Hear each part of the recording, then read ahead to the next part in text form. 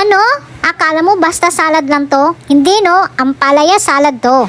Yung salad na may kunting pait pero sa dulo sweet. Ito yung pait na babalikan mo, pait na mamahalin mo. May carrots para sa makulay na buhay. May pineapple para tamisan ang pait ng pag-ibig na dulot ni ex ay ni ampalaya pala. Pineapple para sa tamis at pag-asa para kay ampalaya. Tama na nga yung mga kalukuhan ko, so let's prepare ampalaya salad.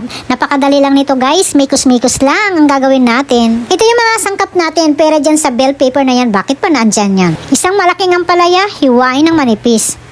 Large radish, hiwain din ng manipis. Katapos hiwain, maglagay tayo ng asin, haluin, lagyan ng konting tubig at ibabad ng ilang minuto. Di ko na nabidyohan, binanlawan ko yan. Reminder, huwag pigaan, banlaw lang para manatili ang freshness at ang itsura nito.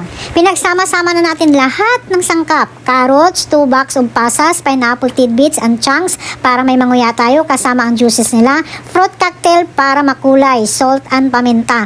Bakit may fruit cocktail sa mga nagtatanong? Sadya kong nilalagyan. Ginagawa ko kasi ito tuwing Pasko, minsan pang giveaways at pang patlak ko din.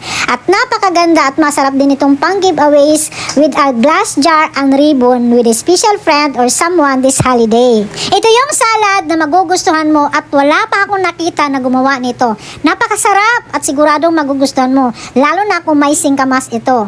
Subukan nyo ang recipe na to. Panigurado magta-thumbs up kayo.